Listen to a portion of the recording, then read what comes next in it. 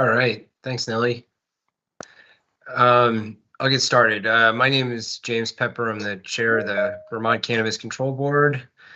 Today is Wednesday, September 27th, 2023. It's 1 p.m. and I call this meeting to order. Just start by noting that Julie Holbert, our other board member, had a scheduling conflict this afternoon and she won't be joining us today. However, I think we can proceed without her. I think I'll start just by noting a historic moment that happened in the Senate Banking Committee earlier this morning. I never really hold my breath about anything that happens in DC, but in a rare throwback moment to regular order, the Safe Banking Act, which has been renamed the Safer Banking Act, was voted out of that committee with bipartisan support, and it's on its way to the full Senate floor.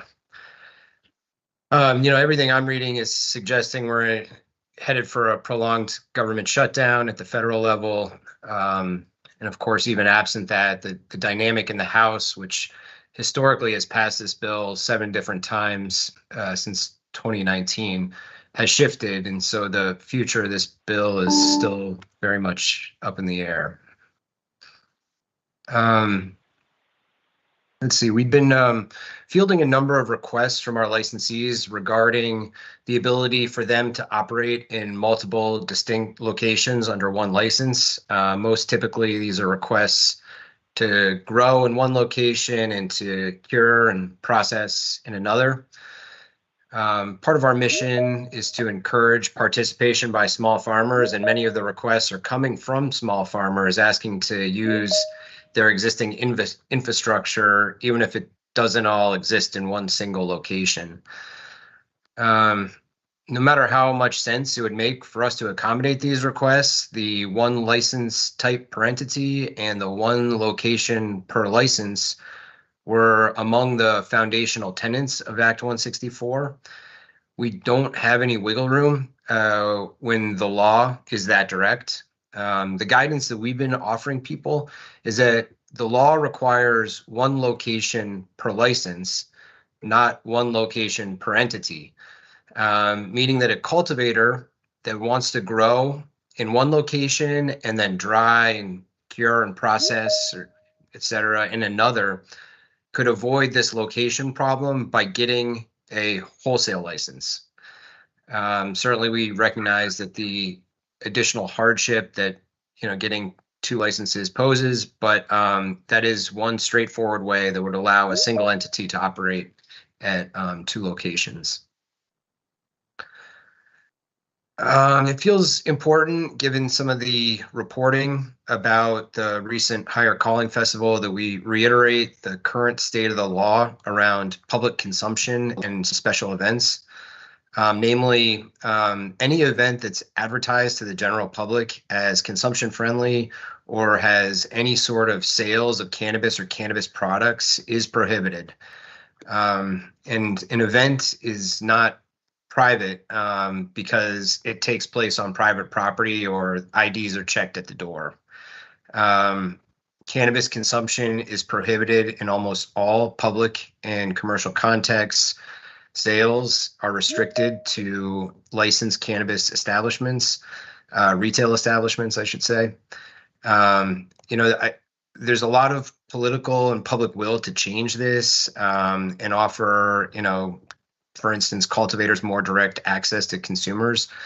However, if we try and get ahead of this and, have a few missteps along the way, it can really set back any momentum towards that end. And then just one quick reminder that the second meeting of the Act 65 working group is meeting tomorrow. The link to join and the agenda are up on our events page. This meeting is going to focus on qualifying conditions for the medical program, treatment protocols, and how cannabis use is communicated to patients and patient providers. We encourage anyone who's interested in the medical program to attend if possible. If not, to watch the recording on our YouTube page. and to share your thoughts with the board, you can always email ccb.med, M-E-D, at vermont.gov.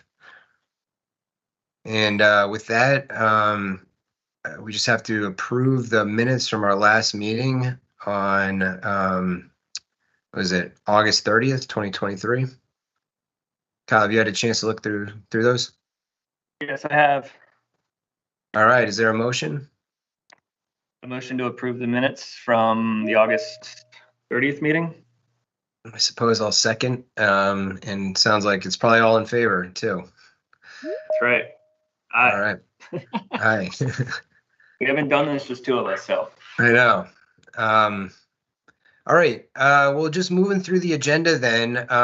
We at our last meeting spoke a little bit about requiring ISO certification for our testing labs, licensed testing labs in the state. We had some initial conversations with our executive director about that. I think I'd like to continue that conversation today. I think we have Luke Emerson, who's Luke, maybe you're the director of BIA Labs. Let's see. Hey, yes, correct. President and laboratory director at BIA Diagnostics. Great. And welcome back. Good to see you again. I think Kyle and I just, and I know Julie as well, just had a few questions about it. It would be kind of a big shift, although not something that's out of line or kind of not a bad thing. But figure we might just bring you to a meeting and ask you a few questions about the process. Can I just start by asking, is BIA ISO certified for cannabis? It is. We've been certified on the food side since 2012, and we got certified for cannabis in 2021. So yes, we have been for the last 2 years. Well, do you mind just taking a few questions from Kyle and me just to keep the kind of conversation going before we really kind of think about whether this should be a requirement? Absolutely. Hi, Luke. Go ahead. Well, I'd start just by asking you, how long the process took and what the kind of costs were for BIA to get it done.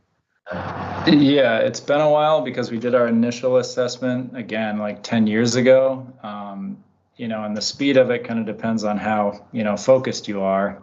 I think you could do it in 6 months. It varies generally between like 3 months and a year, depending on how quickly you're doing everything. But, the cost I want to say was something around $15,000, plus you need to have pay for the auditor to come out, which is another 5 to 7. That might have changed in the last 10 years. And then every 2 years you have a site audit. That's another, $7,000 where an assessor comes out for 2 days. Yeah. So it's significant.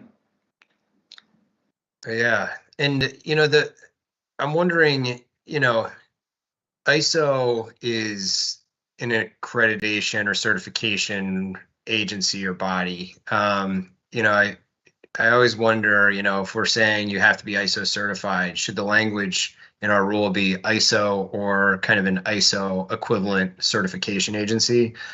But I just don't know much about anything other than ISO. Are there other ones that you're aware of, and do they kind of hold the same repute as, that same reputation as ISO? So the short answer is no. ISO is a standard. There are something like 30,000 international standards depending on what you're doing. There's standards for shipping containers. There's standards for pretty much any international business. ISO 17025 is the international standard for testing laboratories. You get accredited by various certification bodies. We go through A2LA, American Association of Lab Accreditors. There's Perry Johnson is another one. They're all accrediting to the same standard, but to my knowledge, there's not an equivalent scheme, system to ISO, especially that focuses on cannabis. So the labs are free to choose from the different accreditation bodies. I think there's 3 in the U.S. the process and the cost is similar between all three of them.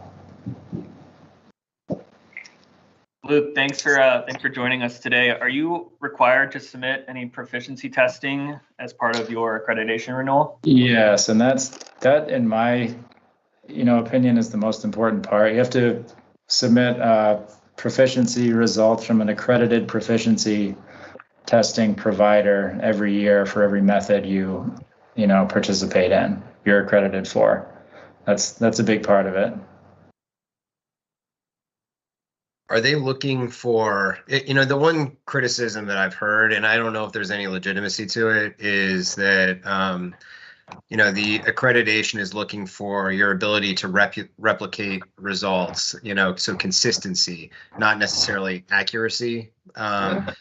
Is that a fair critique, or is that just kind of overblown?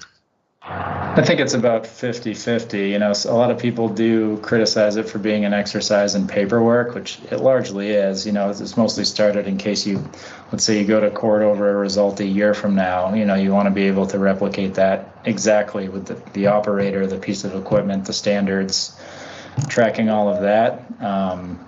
You do have to do method validations, and show accuracy, and you do have to run an accuracy control with every batch of samples you run. And then obviously pass the proficiency test, but they give you a pretty wide window there. The difficult part is there's no true reference material for cannabis in the US. Like currently you can get essentially a blank hemp matrix spiked with, the extracted separate cannabinoids. So it's not a true, high THC flower with an exactly known concentration. It's not a perfect system, but at least you're comparing it to all the other labs in the US that are participating. Yeah. So I'd say, as to your initial question, I'd say it's 50% documentation and record keeping and 50% accuracy and reproducibility. Yeah. So Luke, you said go ahead, Cover. Well, I mean, my fundamental question is really like, we don't want, we've seen in other states that there's kind of this lab shopping that goes around. We have a very small number of labs in our state, of course, and, it's a little bit easier to kind of bring you all together and get on the same page. But do you think, in a larger state that has more labs, or maybe one day when we have more labs in the state, that this would help prevent a desire to lab shop, kind of like pay for the results you want, essentially? I do, yeah. Eventually, I don't know how important it is right now. I don't really have any concerns, with the lab shopping or significantly different results. Certainly, right now, I think in California or something like that, Colorado, it would definitely help. Yeah. And certainly, if it becomes, the reason we did it was, if it becomes federal at some point, we want to be able to compete on a federal level. Be ready for that. Well, you answered my next question, Luke. I know you said you did this 2 years ago, which is before our program, and I know the hemp program at one point in time was headed in this direction. Yeah. Is there any other reasons that, besides, federal action, which is, arguably 5 to 10 years away, maybe, that you thought 2021 was the appropriate time for you to move in that direction? Well, I think it was partly because we were participating in the hemp. We were the only lab in the state, doing the hemp testing, and we already had ISO. We had an assessor coming anyway. We had done our method validations. It was pretty minimal expense for us to add it at the time. We weren't expecting it to become federal anytime soon, but it was more of a why not situation. And I know you've talked a little bit about the costs and getting auditors to come out and do the accreditation. How often do you need to recertify or reaccredit yourself to maintain? Every 2 years, 2 years. So you get visited by an auditor 1 year, then the next year you have like a virtual desk paperwork audit, and the following year you have them come back out. So I think there's an annual fee of a few $1,000s, and then every other year it's like $5,000 to $7,000 to have them come visit your site. Plus they're there is. You have to pay more for the proficiency tests, and you end up doing more add-on testing and that sort of thing, which all adds up. Yeah. But nonetheless, with just a finer point on that, but nonetheless, you still find it, I know you said 50-50, whether it's, I don't want to say worth it or not when it comes to an accurate versus a consistent, measurement or standard, but you still find going in this direction to be worth it? I will admit that I'm a little biased because we are ISO certified. You know what I mean? I think when there's only 2 labs, and if you can show equivalency to each other, I think just requiring participating in the PT program would be sufficient. Again, to James's point, if there were many labs and we were worried about shopping and inflating results and that sort of thing, I think it would be a lot more important. Right. It does help. It does give you a record and give you documentation and a third-party stamp saying, yes, you're meeting these requirements. But what is that worth? That depends on who you ask. Fair enough. Are you certified? Is it kind of certified for just potency, or is it for kind of pesticides, purity, heavy metals? It's good. It is by method. Right now, we're only potency and heavy metals because that's as far as we got for the hemp program until that kind of petered out. We are planning on adding the other methods, regardless. Over the next few years, kind of in anticipation of federal, mostly because the big labs in Massachusetts and Maine that I'm aware of do have pretty much all of their methods under their ISO scope. Yeah. MCR, PCR, like Nova Analytics, all those big ones I'm familiar with certainly do, but it's more of a competitive advantage. They use it more as a marketing tool than because it's required by the states, I believe.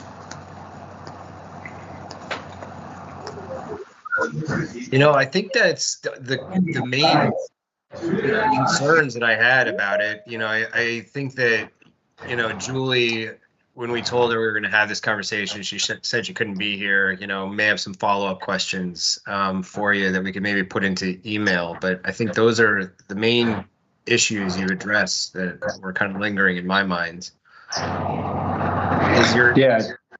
Is your bottom line just that this is a good thing to do for us, this requirement? I would be in favor of it, yes.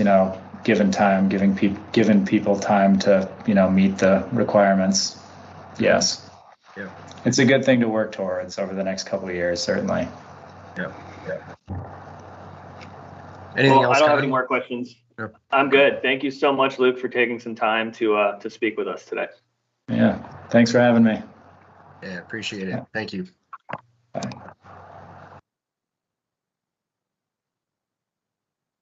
All right. Well, I think, of course, Kyle, I think we should table any kind of decision on requiring ISO certification or even just kind of like being on the path towards ISO certification for our labs until a later meeting. But, I think that was helpful for me at the very least, and I got some questions answered. Yeah, me too. Okay, Bryn, we are a little ahead of schedule, but maybe I'll turn things over to you for the executive director report. Sounds good. While Bryn's getting ready, can I just throw a reminder to everybody listening out there to please join these meetings with your camera off and yourself muted, so Nellie doesn't have to play the game of whack-a-mole of finding you and either turning off your camera or muting you from our end of this. It really disrupts some of the guests that we have that come on and speak with us and our ability to kind of maintain our thought process if there's a lot of background noise. So thank you.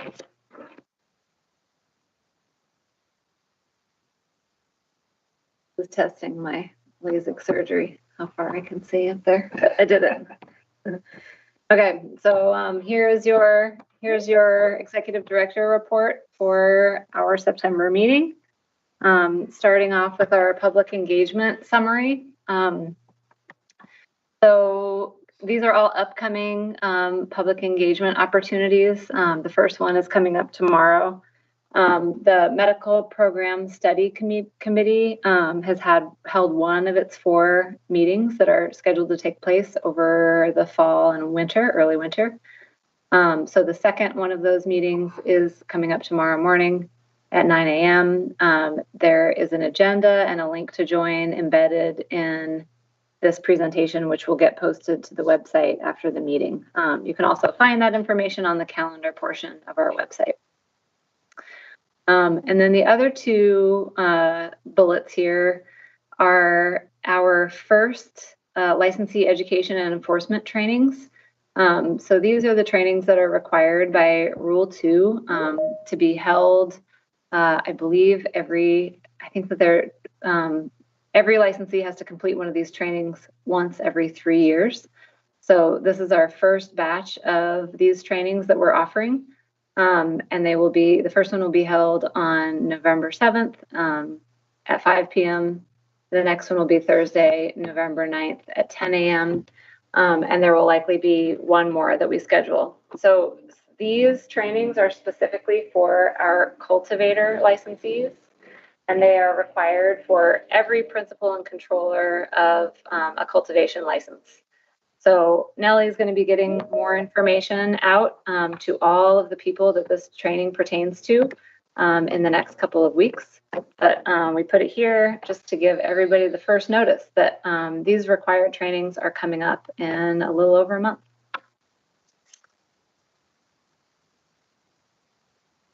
So with that, I'm going to move into our licensing data. So all this data is current as of the 25th. So the first set of slides are our number of issued licenses. So first slide here is the number of issued cultivation licenses by type and tier. So these are all of the licenses that we have issued that are out there in the world, broken out by type. So the top are our indoor cultivators, middle are our mixed cultivators, bottom are our outdoor cultivators. Next are our manufacturing licenses. These are the issued manufacturing licenses by tier. And next are the remaining license types. So we've issued 65 retailers as of the 25th.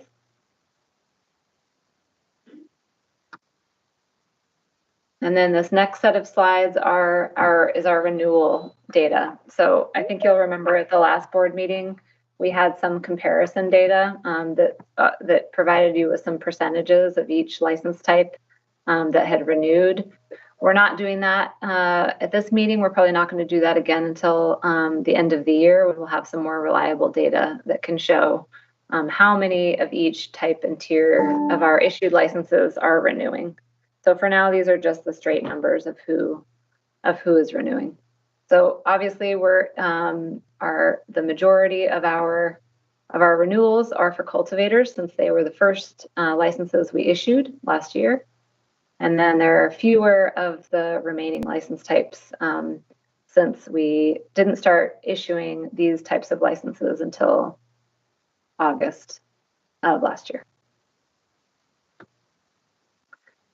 Okay, so I'll move on to our retail locations. So this is our areas of density chart that shows where in the state of Vermont do we have the largest number of retail licensees that are kind of congregating.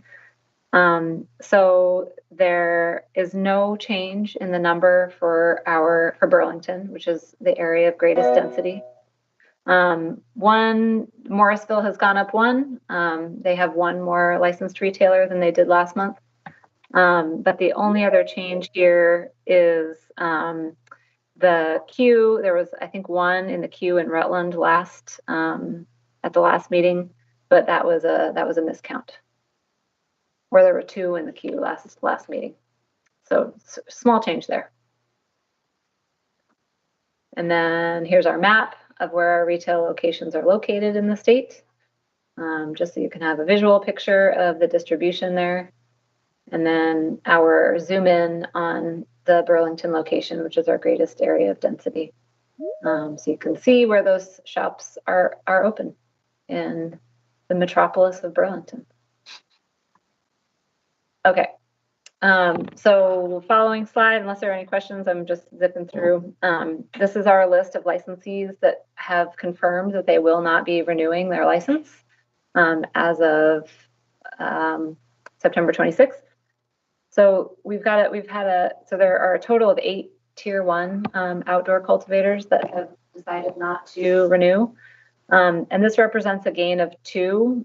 So there are 2 additional licensees here on this list since the last board meeting, both of them indoor tier 1 standard priority status licensees. So small change since last month. And as I mentioned last month, we are collecting some data from all of our licensees that have decided not to renew. We have our field agents have an exit interview with these licensees. And that's really in an effort to better understand what factors are playing a role in our licensees' decision to not renew. I don't have any, because there are so few of them so far, I don't have any sort of aggregated data to show you just yet, but I can share with you that so far the majority of these licensees are making their decision based on really just personal circumstances. There is no one singular factor that is sort of dominating in the decisions to not renew, but the majority for these folks has been really quite personal individual circumstances that led to their decision to not renew. So as this list grows and as our data comes in and we're able to sort of aggregate that data for you, we will do that at future board meetings. I'll pause there if there are any questions. Okay. No, For me, no. makes sense. Okay, so moving on to our license canopy capacity slides. So this slide is going to look a little different as time goes on. Right now, we've just got the August and September data points to show the growth in indoor and outdoor capacity.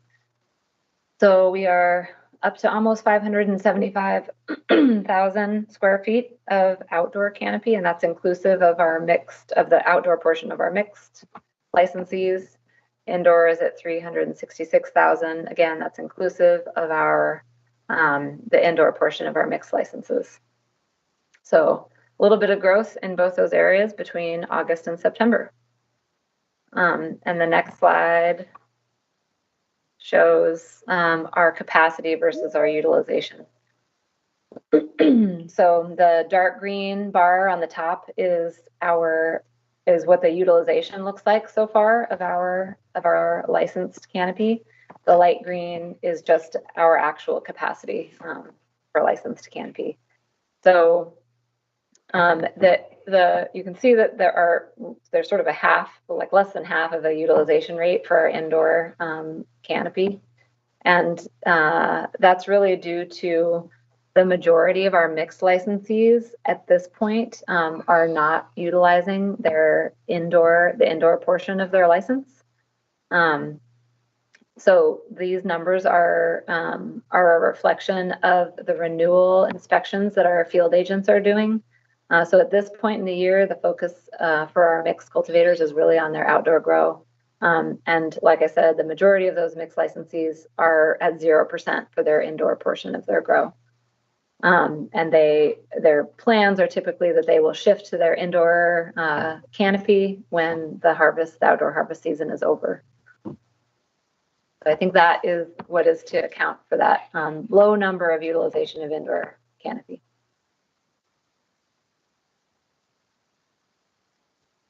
Okay, now I'll move along to our compliance data. So starting out with our advertising data. Again, this is just a sort of a summary of what our advertising submissions look like. That approved number, which is at 57% this month, is just creeping up month by month, that more folks are getting approved at the outset. And I think that's really just due to education, as we continue to sort of educate our licensees on what is required for proposed advertisement to meet the statutory criteria and be acceptable for publication. So the reasons for denial listed there, again, the primary reason for denial continues to be that there is insufficient data to meet that 15% youth audience composition threshold. And that 48% numbers is still pretty high because we're still doing some education on that. Some licensees continue to provide sort of general information, like I'm proposing to put an advertisement, on my local bulletin board, and there are never any kids there, so that's why that's the data they're submitting, and we're just sort of educating folks to let them know that we do require some sort of independent third-party analysis of what the youth audience composition looks like in order for us to approve that that advertising medium for a cannabis licensee advertisement. And can I ask the question there, Bryn, is have we seen people be successful in providing this youth audience threshold data? Yep. Typically our state newspapers are a good place to advertise because the audience composition for print newspaper tends to be pretty solidly in the over 21 range. So yes, the people are successful. Okay, great. And the newspapers, the larger ones, I assume, do keep track of that data, those demographic They data. do. Yep. The newspapers are, part of our education effort has also been with the print media and the online media to help them understand what kind of analytics we need to make our determination. And they all seem to be on board. And they're submitting their third-party data to us with some regularity at this point. All right. So this slide is our summary of our compliance efforts since the last board meeting. So just a high-level summary here that we've gotten 7 new complaints in the last 4 weeks and have undertaken a total of 10 new investigations. The little inset bullets there cover what those investigations are about. Inversion, one location rule, unlicensed cultivation operation, on-site consumption, and an unlicensed retail operation. And the asterisk there on the unlicensed cultivation and retail operations just notes that those investigations are being conducted in partnership with DLL and the agents over there at DLL. So those are our first investigations that we have conducted in partnership with that agency. So that seems worthy of noting.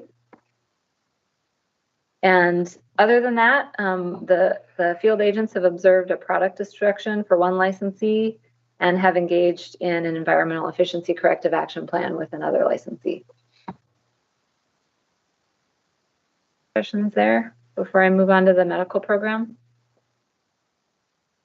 Well, I mean, it is notable, this partnership with DLL. Of course, that's required by the governor's 10-point safety plan. And I think that the rationale really is that unlicensed cultivation, unlicensed retail implicates criminal laws. And so while our compliance officers are not sworn law enforcement, DLLs are, and there needs to be some kind of coordination when violations, implicate criminal actions. So it is kind of a new world, but thanks for sharing that. You're welcome. Okay, I'll move on to our medical program data. So we are starting with the same charts we always start with that should look familiar, of our total patient and caregiver registry numbers. That is our plummeting line graph there. The closer look reveals that I think that we've had a small bump up in patients. I think we have about 60 additional patients this month than we did last month. And our caregiver number has dropped by 5. So just keeping you apprised of how the numbers are looking there. This slide is just a comparison as we watch those numbers of registered patients and caregivers drop. The team put together some data on what our qualifying conditions are for patients. And this is in comparison to the data set that you looked at in March. So you'll remember we had some data about what qualifying conditions our registered patients had back in March, and just wanted to do some comparison data to show you that pretty much across the board, our patients that are dropping off of the registry are patients that have all of the qualifying conditions. So there's only 2, I think, qualifying conditions where there was a slight growth in patients, and that is patients with a qualifying condition of glaucoma and patients with a qualifying condition of PTSD, a small increase in those folks. But other than that, across the board, the numbers of qualifying conditions are dropping. And just a deeper dive there into the qualifying condition that's relevant to the symptom. So we've got these are our series of symptoms that will qualify you for to be on the patient registry. And you can see here, again, there's sort of a across the board drop in these symptoms that will qualify you. So moving on, unless there are any questions, sorry. Stay there for a moment.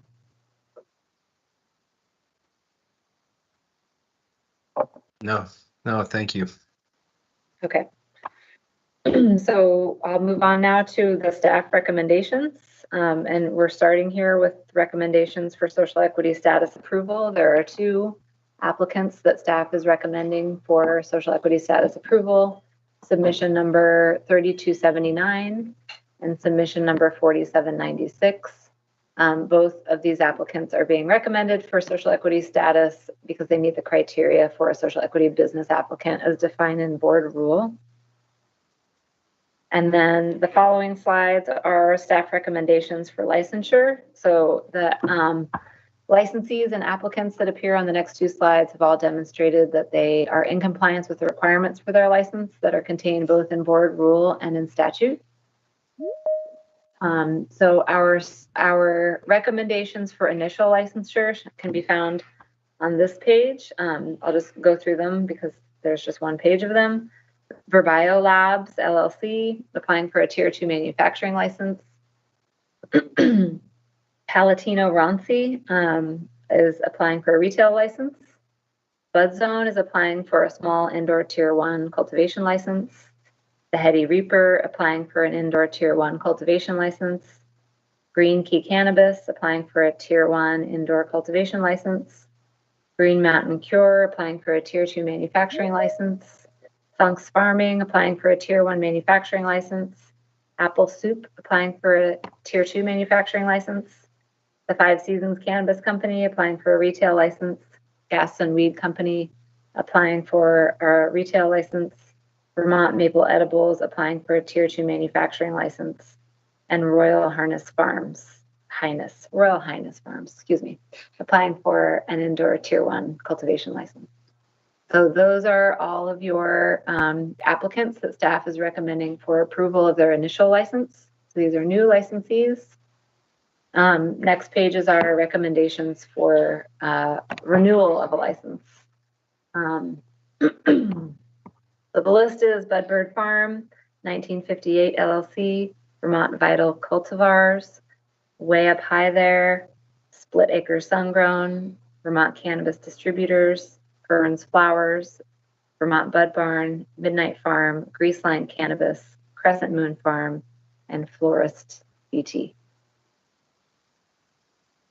And that's the end of your report this month. All right.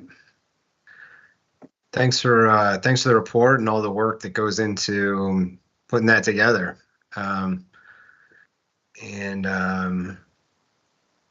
Let's see.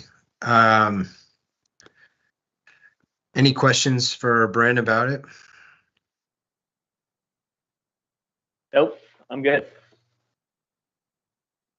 All right. Is there a motion to approve the staff recommendations as presented to us? Move that we accept each of the recommendations from our executive director as presented in this meeting. I'll second. All in favor? Aye. Aye. Okay. Julie's got the motions down. I totally don't. She usually takes care No, of that was great. Thanks, No, it's great. All right. Well, again, we're a little ahead of schedule, but why don't we move to public comment? We'll handle it the same way as always. If you join via the link, please raise your virtual hand. We'll call on you in the order that you raise your hand, and then we'll move to people that join via phone. Scott is up first.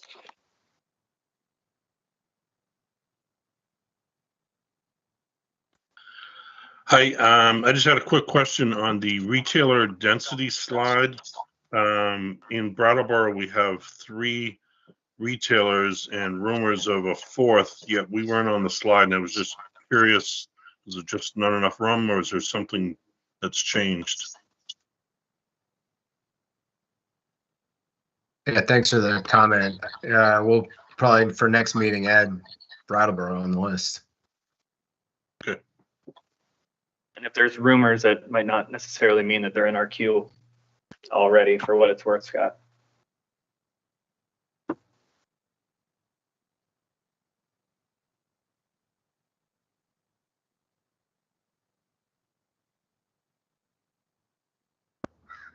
Hi, it's Esperanza and Jordan. We're both here.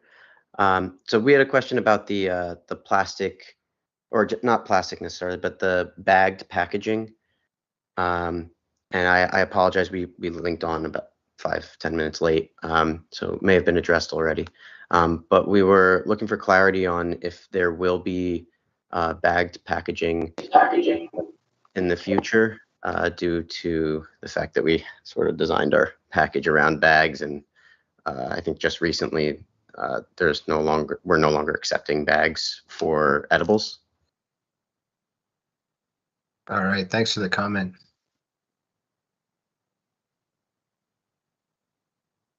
Anyone else who joined via the link, just raise your virtual hand. And if you join via the phone and would like to make a public comment, you can unmute yourself by hitting *6.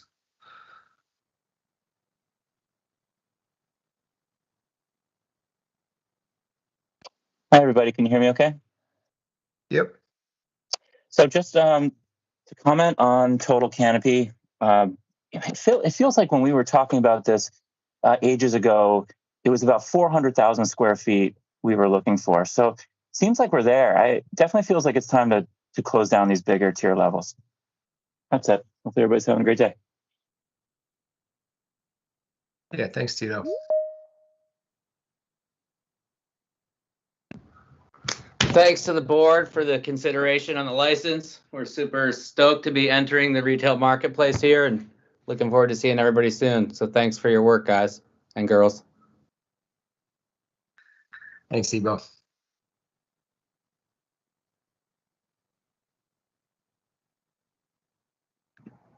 Hey, everybody. I just wanted to say congrats to Gaston Weed Company for all the hard work you guys put in. Congrats. Thanks, Dan. Anyone else by video or phone? And again, *6 to unmute your phone if you'd like to comment.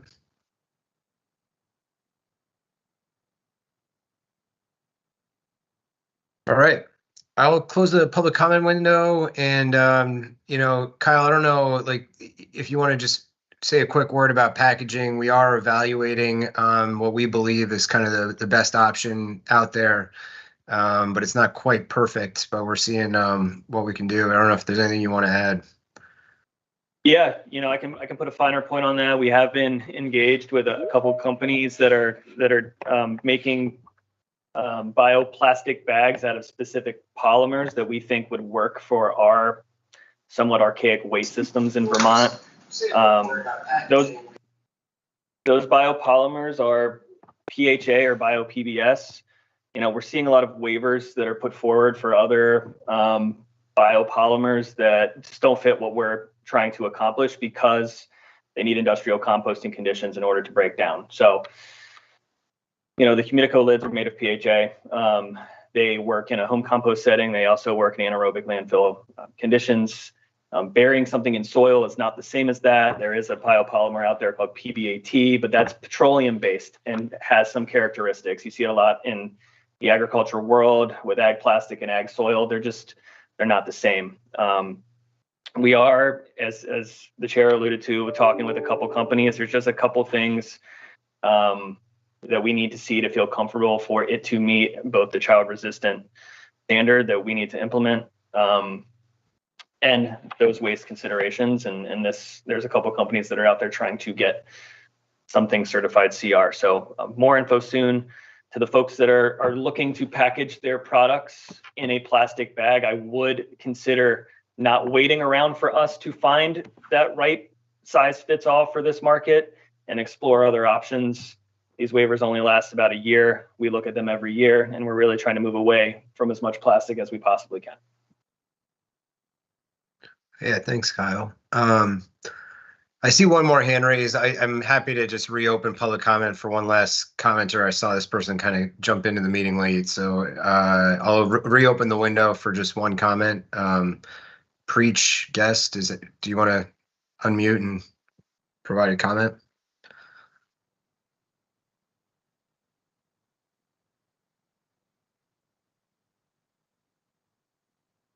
Going once, going twice. Okay, well, anyone who didn't get it, I'll close the public comment window. Anyone who didn't get a chance to comment, you can always email the board. Those public comments go straight to our inbox. We read them all. So it's ccb.info@vermont.gov. And I will adjourn the meeting. Thank you all for joining.